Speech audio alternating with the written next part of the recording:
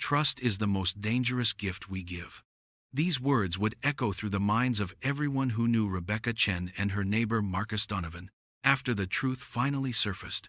In the quiet suburbs of Millbrook, where manicured lawns and friendly waves masked darker secrets, one woman's desperation would lead to an act so calculated, so cold, that it would shatter an entire community's faith in human nature. Rebecca Chen had always been the kind of person who tried too hard. Born in Taiwan and immigrated to the United States when she was 12, she carried the weight of her parents' sacrifices like a stone in her chest. Her father worked double shifts at a factory while her mother cleaned offices at night, all so Rebecca could have the American dream they'd never experienced. The pressure was suffocating.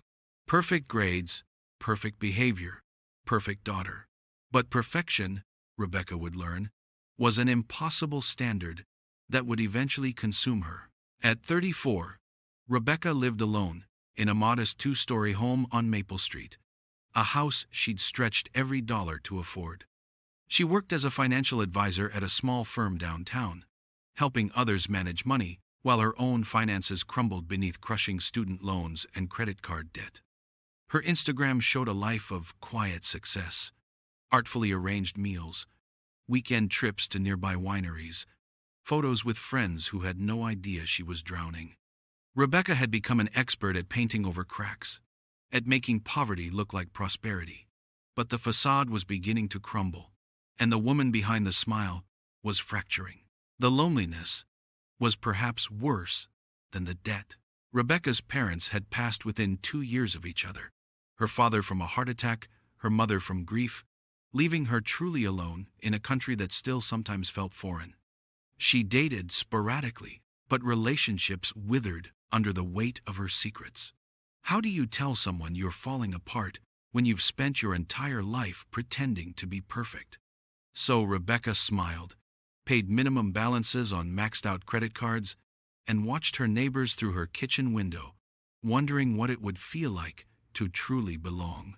Marcus Donovan lived next door with a kind of effortless contentment that Rebecca both admired and envied.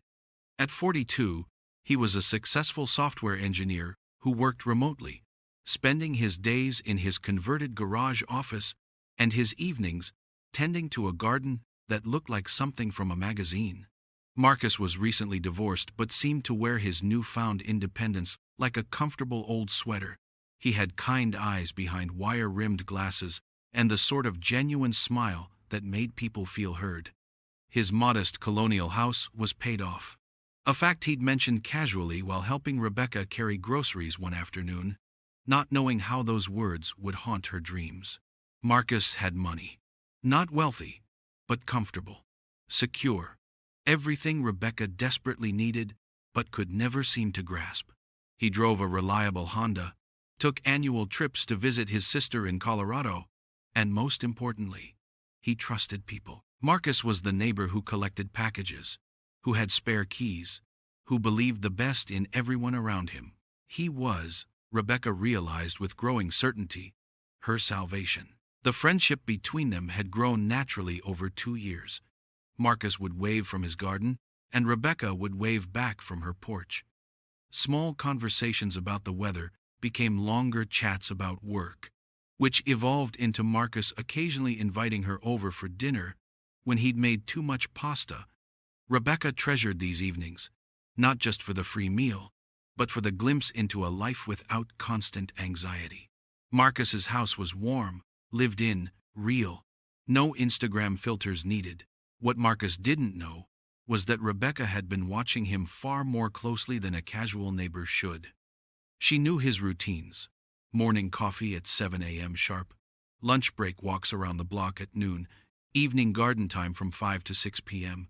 She knew he kept his spare key under a ceramic frog by his back door. She knew he paid bills online every Sunday morning and kept important documents in a fire safe in his bedroom closet. Most crucially, she knew he was planning a 2-week camping trip to Montana in September, his first solo adventure since the divorce. The plan took shape slowly, like poison seeping through soil. Rebecca told herself she was just borrowing what she needed to survive. Marcus had enough. More than enough. She could access his accounts, transfer just what she needed to get back on her feet, and pay it all back before he ever knew anything was missing. It wasn't stealing, she rationalized. It was a temporary loan from someone who wouldn't even notice the dent in his comfortable life. On September 8th, Marcus loaded his SUV with camping gear and drove away with an excited wave, calling out that he'd see her in 2 weeks. Rebecca waited until evening, then used the spare key to let herself into his house. Everything was exactly as she'd observed through casual visits. Orderly, peaceful, trusting. The fire safe wasn't even locked. Marcus had mentioned once that he'd forgotten the combination and just left it open, figuring his quiet neighborhood was safe enough. Rebecca's hands trembled as she photographed Marcus's banking information, social security card, and investment account statements. She told herself this was just research, just preparation. But over the next 3 days, sitting in her own kitchen with mounting bills spread across the table like accusations, Rebecca began transferring small amounts from Marcus's accounts to her own. 500 here, 1,000 there. Just enough to breathe again. But breathing wasn't enough anymore. The debt was too deep, the hole too wide. Rebecca found herself back in Marcus's house, night after night, taking more. The amounts grew larger, the justifications more desperate. Marcus had mentioned his ex-wife had taken half of everything in the divorce. Surely he wouldn't miss a little more? He'd talked about his successful career, his stock options, and his comfortable retirement savings. He could afford this. She needed it. By the time Marcus returned from Montana, tan and relaxed, and full of stories about mountain sunrises, Rebecca had transferred nearly $40,000 into various accounts and investments. She'd paid off 2 credit cards completely and made significant dents in her student loans. For the first time in years, she'd slept through the night without anxiety dreams about bankruptcy and homelessness. Marcus knocked on her door the evening after his return, holding a bottle of wine and a small carved wooden bear. "Picked this up for you at a gift shop in Glacier," he said with that genuine smile that now made Rebecca's stomach twist with guilt. "Thought you might like it." They sat on her porch as the sun set, Marcus sharing his adventures while Rebecca nodded and laughed in all the right places, the wooden bear clutched in her hands like evidence of her betrayal. The first sign of trouble came 2 weeks later. Marcus appeared at Rebecca's door with a confused expression, holding a bank statement. "This is going to sound crazy," he said, running a hand through his graying hair. "But I think someone might have accessed my accounts while I was gone. The numbers don't add up." Rebecca's heart hammered as she invited him in, made concerned noises, and suggested he call his bank immediately. She even offered to help him review his statements, her own hands steady as she touched papers documenting her crimes. The investigation moved faster than Rebecca had anticipated. Banks have sophisticated fraud detection systems, and Marcus was methodical in his approach to the problem. Within days, digital forensics had traced the unauthorized access to activity during his camping trip. Security cameras at the bank, where Rebecca had made several large cash withdrawals, provided clear images of her face. Detective Sarah Martinez arrived at Rebecca's office on a gray October morning, her badge catching the fluorescent light as she introduced herself to the receptionist.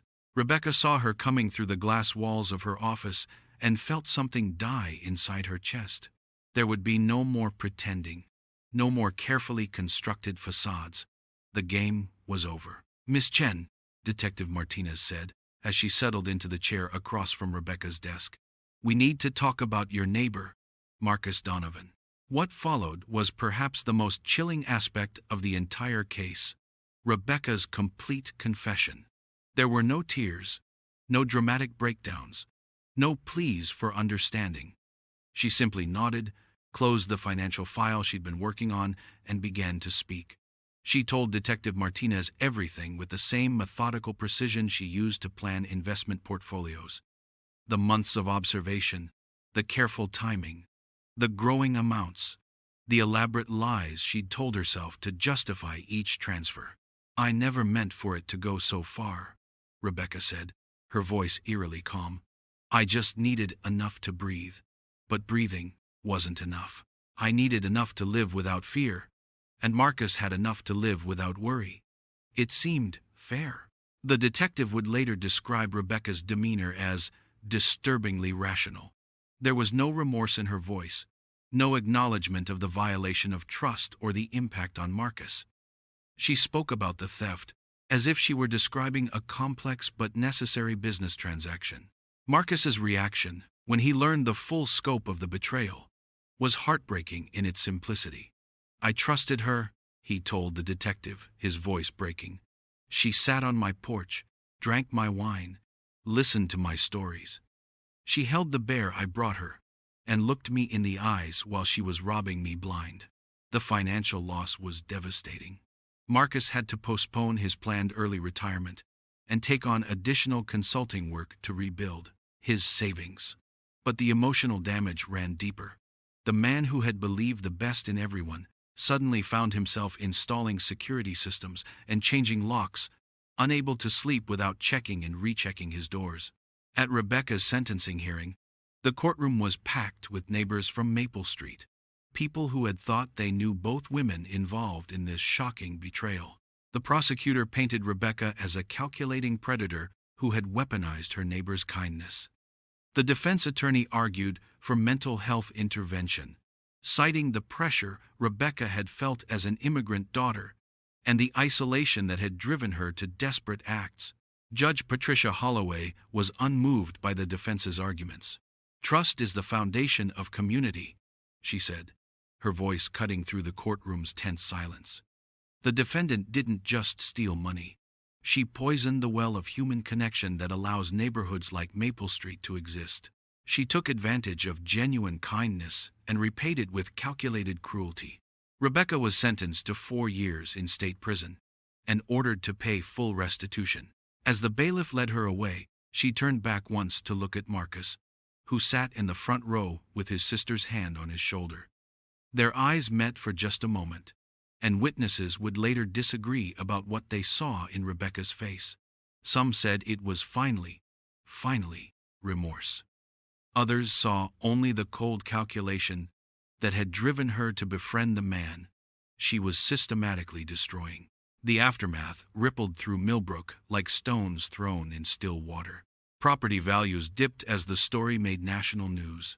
Neighbors who had shared keys and trusted each other with packages and pets suddenly found themselves installing cameras and changing locks. The community garden that Marcus had helped organize was abandoned.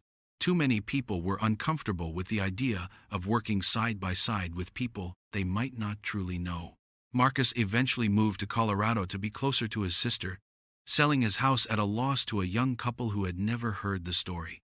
Before he left, he planted a small memorial garden in his backyard, not for Rebecca, but for the version of himself that had believed trust was always worth the risk. "I don't want to become cynical," he told a reporter from the local paper, "but I also can't pretend that evil doesn't sometimes wear the face of a friend." The wooden bear Rebecca had clutched that evening on her porch, the gift Marcus had chosen for her while hiking mountains and thinking fondly of his kind neighbor, was entered into evidence at her trial.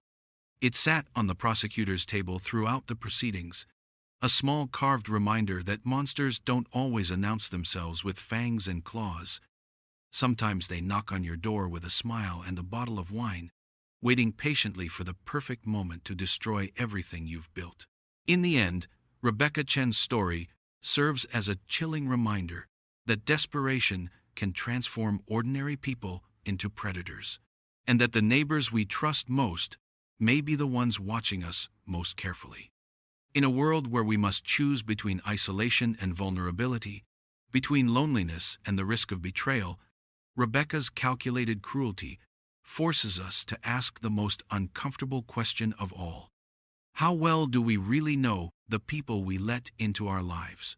Trust, after all, is the most dangerous gift we give, and sometimes the person most eager to receive it is the last person who deserves it.